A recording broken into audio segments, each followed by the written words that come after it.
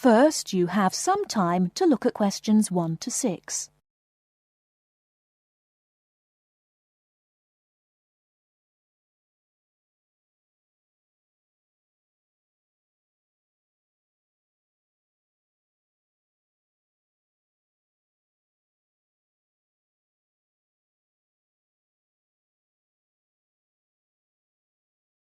Now we shall begin.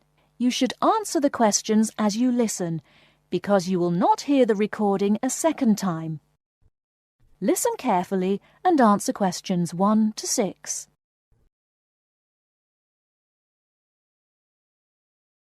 There has been an armed robbery this morning at the Halifax Building Society's branch on Edward Street.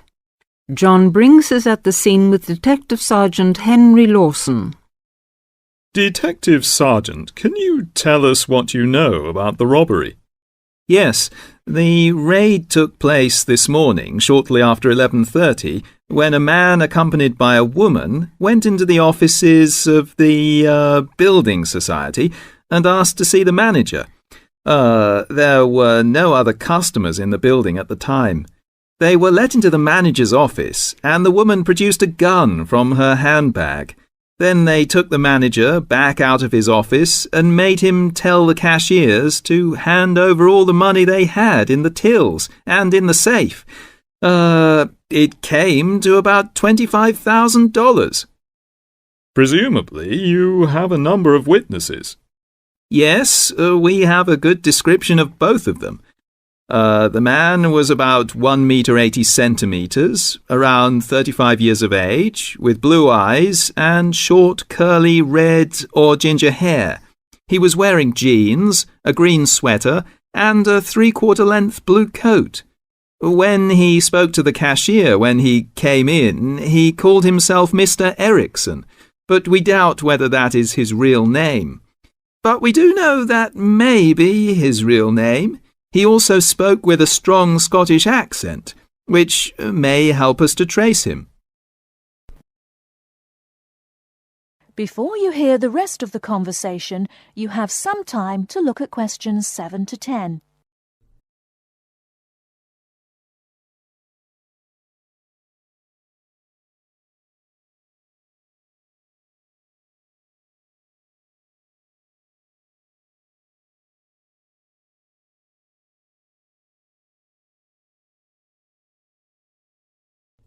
Now listen and answer questions 7 to 10.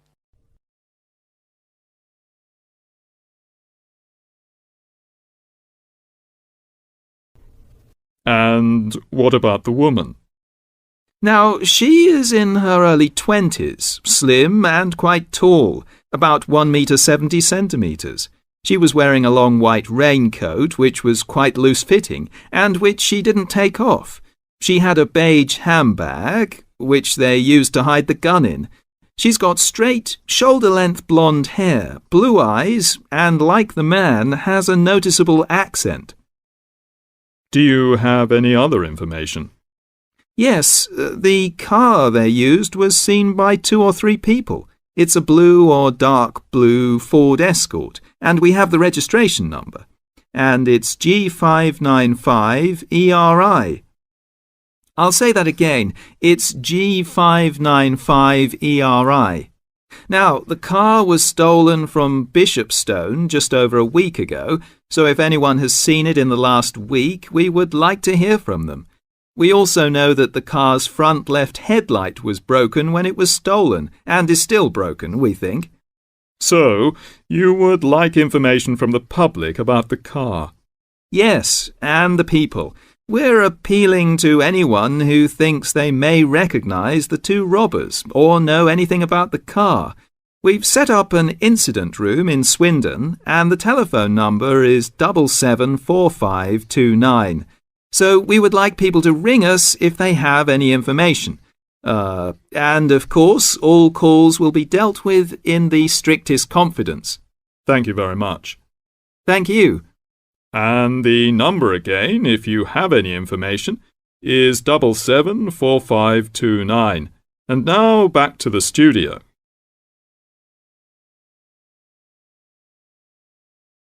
That is the end of part 1. You now have half a minute to check your answers.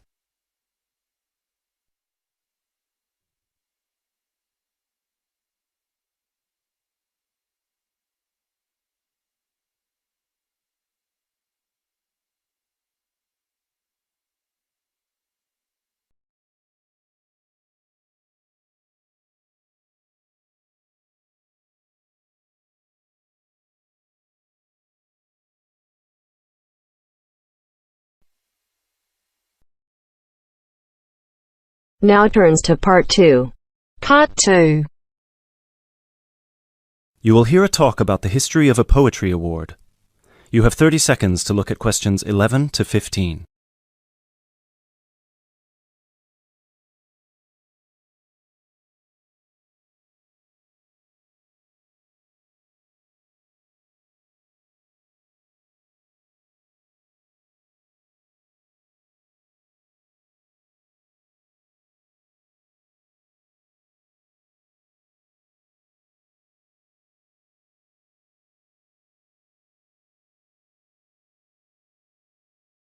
Hello everyone, and welcome to this year's award ceremony for the Antonia Watson Memorial Poetry Award.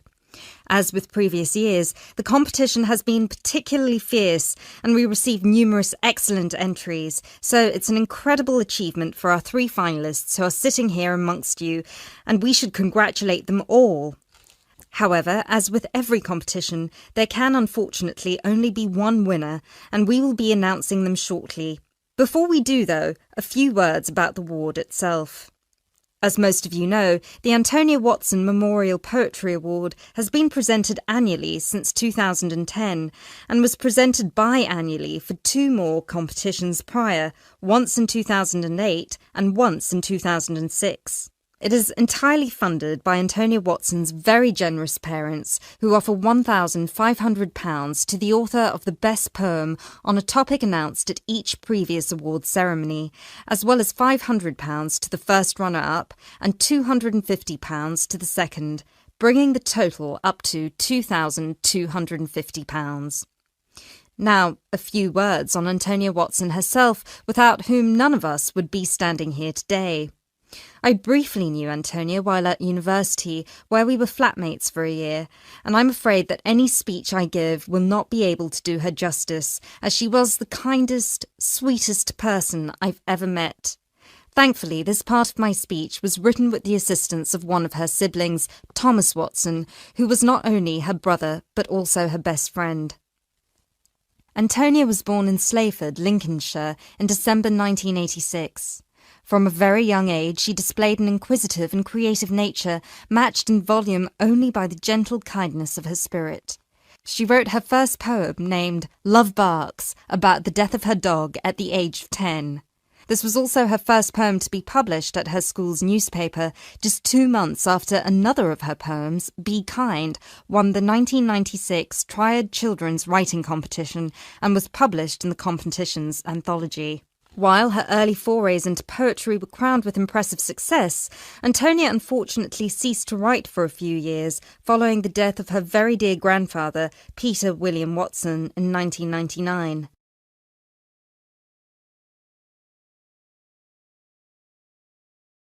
You now have 30 seconds to look at questions 16 to 20.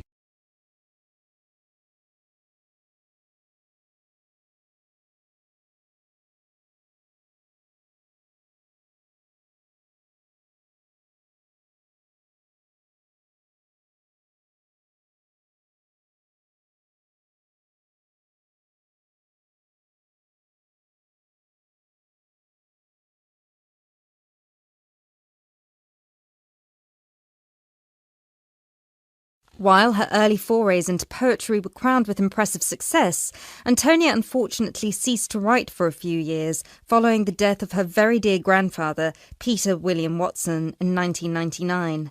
Despite her writer's block, however, her artistic nature didn't lie dormant during the next 4 years. She had an active role in various theatre plays, and she also ventured into painting. A few of the plays are available on the internet, and you can find several of her self-portraits on our website, and you can see for yourself how impressive they are.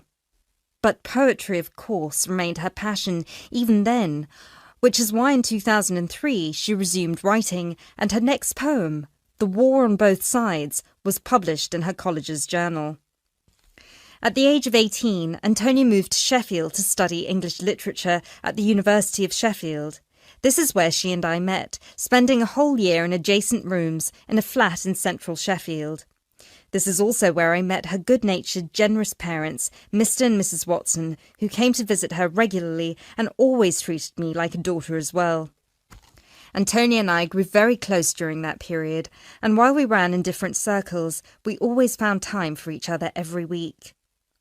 Antonia self-published one collection of poems in August 2005. It was named Burning Stars, after the poem on page 16, which is also the date of her birthday. It was an immediate success amongst her peers at the University of Sheffield, and it was so cherished by her English literature classmates specifically that it had attracted the attention of one of her lecturers, who put her in touch with a literary agent. She had been due to begin working on her second collection right before her tragic passing in a car accident just 5 days before her 19th birthday in December 2005.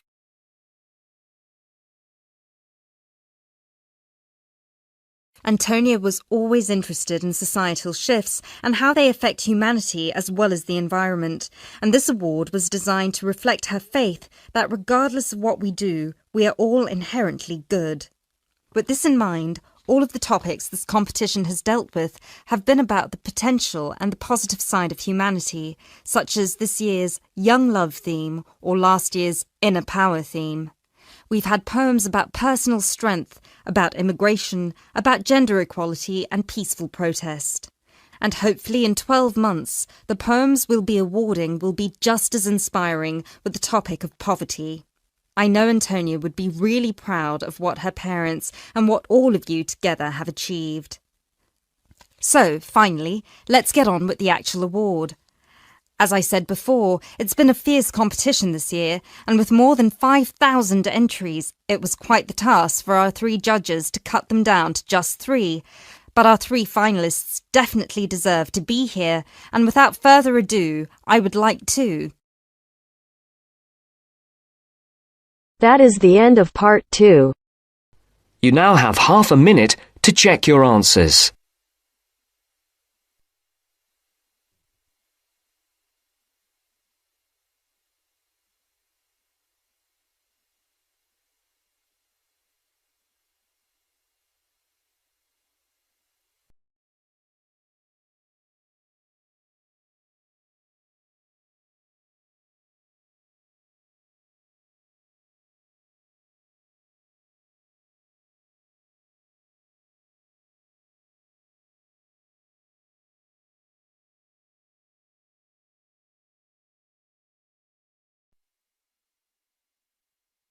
Now turns to part 3. Part 3.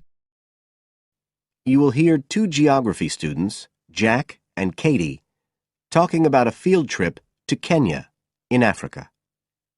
First, you have some time to look at questions 21 to 24.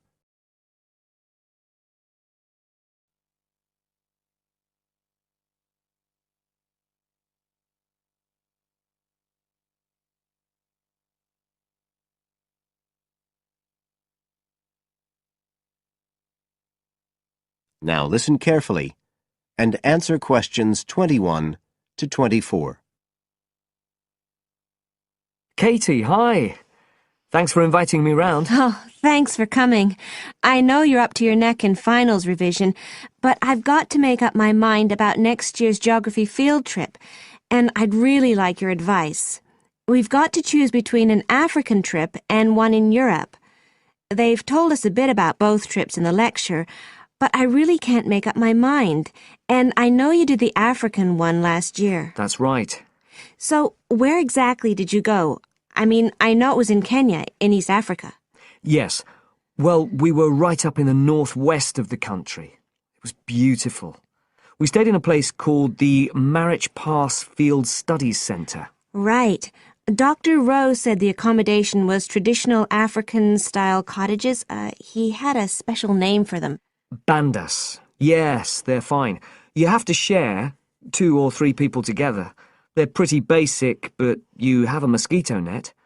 They don't provide spray, though, so remember to take plenty with you. You'll need it. And there's no electricity in the field centre. You'll have hurricane lamps instead. They give a good light. It's no problem. What about places to study? Dr. Rowe said there was a library? Yes, but it's quite small. There's a lecture room as well, but most of us worked out in the open air. There are plenty of places outside, and it's so beautiful. You're right in the middle of the forest clearing. I gather it's a relatively unmodernized area. Definitely. They actually set up the centre there because it's on the boundaries of 2 distinct ecological zones. The mountains, where the people are mainly agriculturalists, and the semi-arid plains lower down, where they're semi-nomadic pastoralists. Before you hear the rest of the conversation, you have some time to look at questions 25 to 30.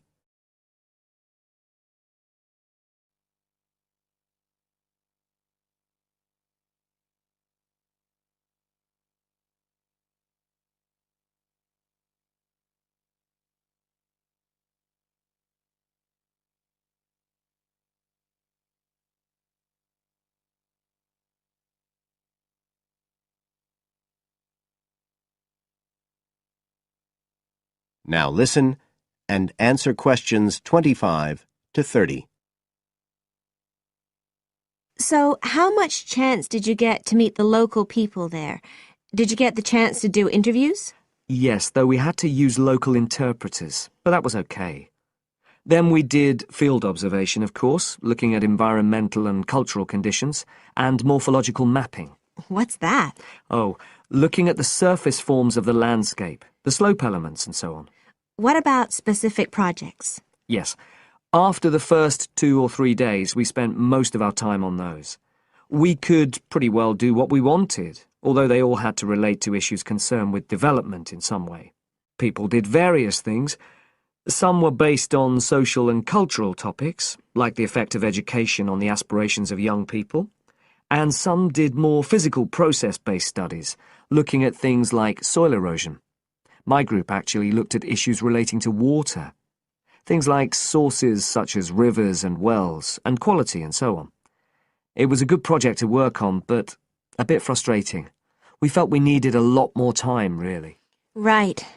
Dr. Rowe did say something about limiting project scope. Yes, he told us that too at the beginning, and I can see why now. What else?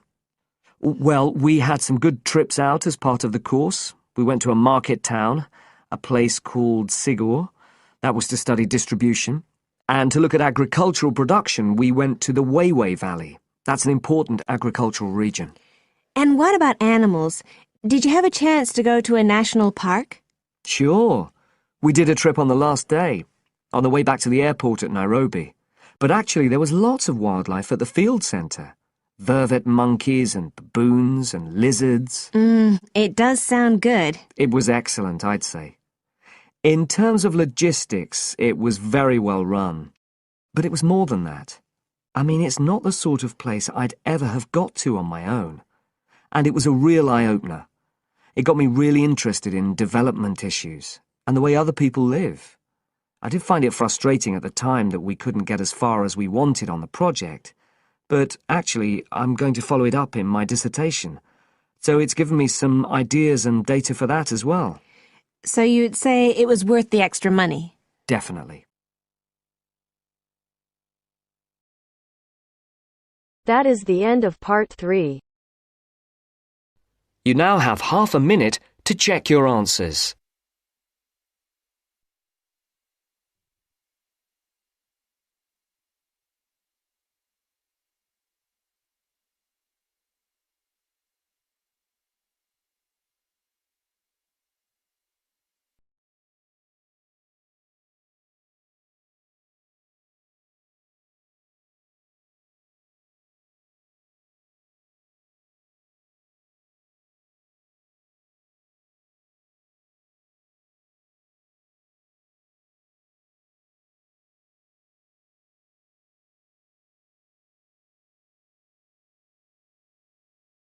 Now turns to Part 4.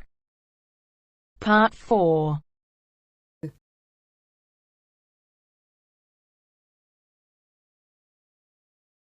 You'll hear a talk given by a foreign correspondent. First, you have some time to look at questions 31 to 40.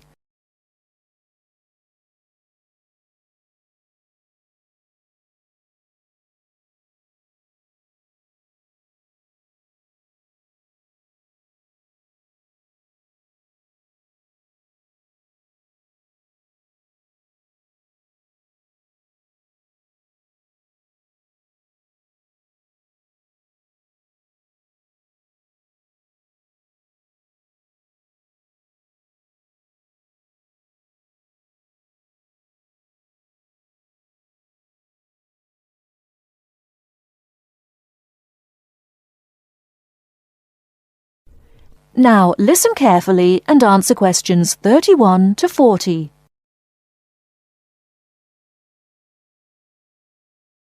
Good evening. As I assume most of you are already aware, I have been asked to come here and talk to you, essentially give you a quick overview of the life of a foreign correspondent, along with a few tips on how to become a successful international reporter yourself, should this be a career choice you elect to pursue. So let me start by this. Don't become a foreign correspondent, at least not due to the romantic notions that come attached to this job, or what you've seen in the movies. Being a foreign correspondent does not mean exotic adventures. It doesn't mean finding yourself at the heart of the action and putting yourself in danger to inform the world. Let me just tell you this. 80 journalists are killed each year in the line of duty. Many more find themselves in prison or are attacked. You need to think hard. Is this the sort of career I want? Is this the kind of reporting I'm interested in? And only after you've carefully considered all the pros and cons should you decide. But let's focus on those of you who believe that, yes, you've got what it takes to be a foreign correspondent, and this is definitely why you decided to study journalism here. You're all third-year students, which means I don't need to waste my time telling you the basics. Of course, you need to read a lot. Books, novels, newspapers, blogs, and of course you need to be acceptably proficient in various media skills.